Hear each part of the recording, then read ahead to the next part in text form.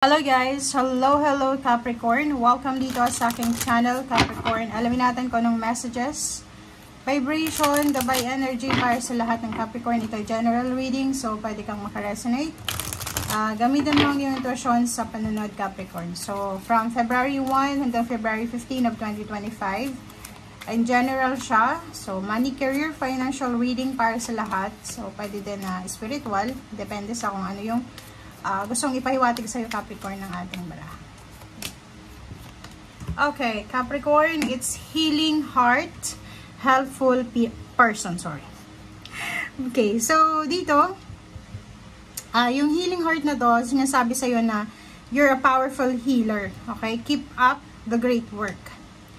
Ibig sabihin, mayroong mga Capricorn dito na hindi ka man doktor, hindi ka man albularyo or spiritual healer, pero may mga kakayahan kayo na pwedeng makagaling ng mga tao, like in spiritual, or pwedeng yung iba yung pakikipag-usap lang, pakikinig lang sa mga problema ng ibang tao, yung parang ganon.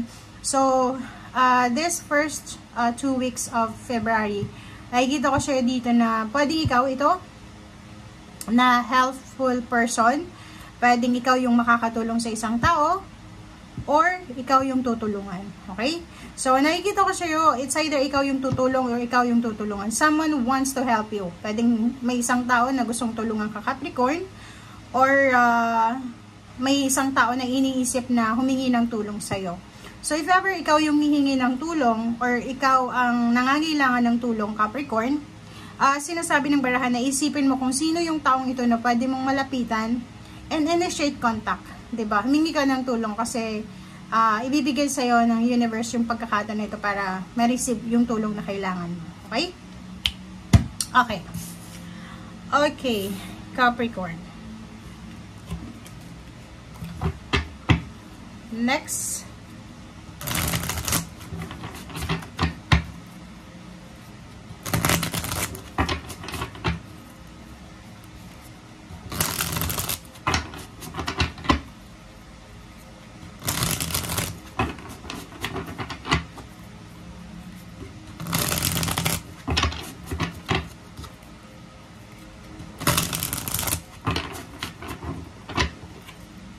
Okay, Capricorn. Okay, Two of Swords. Tingnan natin, second card is Seven of Coins. So, nakikita ko sir dito, meron kang hinihintay na pera, or pwedeng may hinihintay kang job offer, or pwedeng may pautang ka, hinihintay mong magbayad sa'yo, parang ganun, or pwedeng may tinanabaho ka na, may investment ka, and hinihintay mo yung revenue nito. So, nakikita ko na you're waiting. So, kung naghihintay ka dito ng finances or financial, kailangan mo ng sobra-sobrang pasensya. Okay? So, first 15 days to, February 1 to 15, wag iinit yung ulo mo, lalo na sa usaping pera na hinihintay mo. Two of Swords, mag-iingat ka. Wag kang masyadong parang, kasi ito, Two of Swords is hindi ka masyadong sigurado.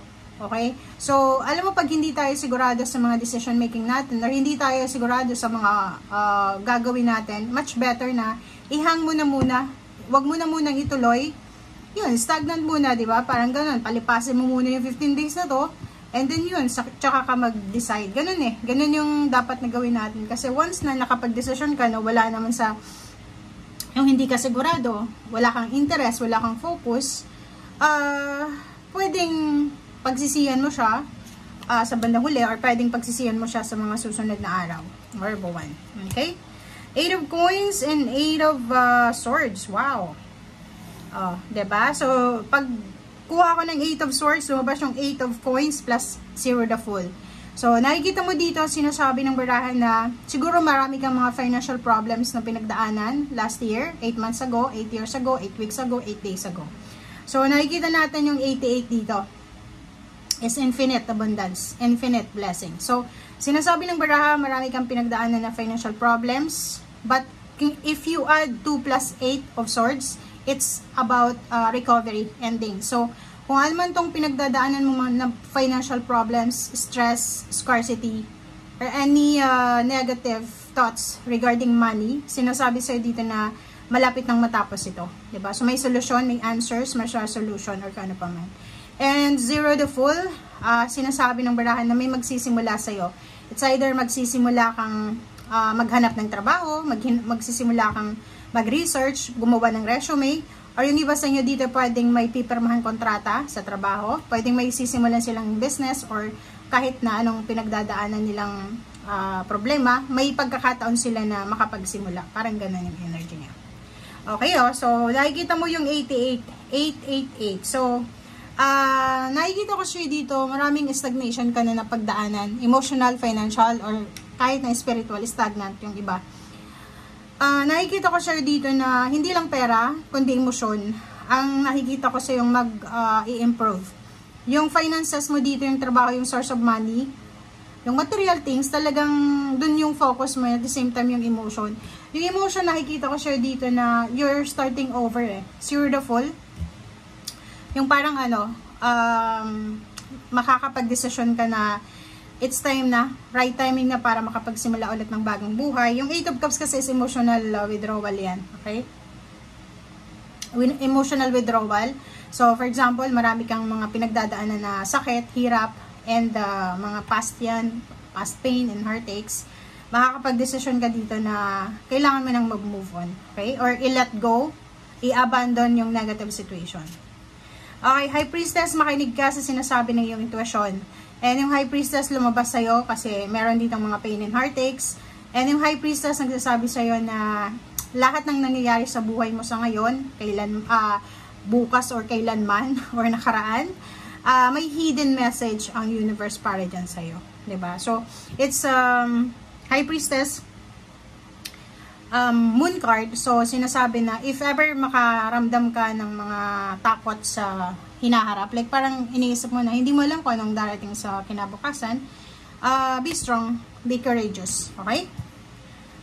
Good news, communication, information, chat, email, documents, paperworks, television, or anumang mga balita ito. Nakikita ko siya dito na papabarot ko sa'yo. Okay? May marami kang mga matatanggap na balita na pwedeng magdala sa'yo ng completion, satisfaction, achievements, and pwedeng magdala sa'yo ng financial balance, financial freedom, parang ganun. So, for example, etong 7 of Coins, hinihintay mo yan, February 1, ang tagal-tagal dumating. Then, etong World card and then Queen of Wands, nasa end na siya, diba? End ang reading na natin. So, pwedeng for February 14, 15, kasi 2 cards siya eh. Pwedeng February 14 and 15, doon darating yung completion, yung satisfaction, yung achievements, yung result na hinihintay mo, and yung financial freedom na hinihintay mo. Okay? Thank you for watching. Ito ay para sa lahat ng Capricorn. Bye!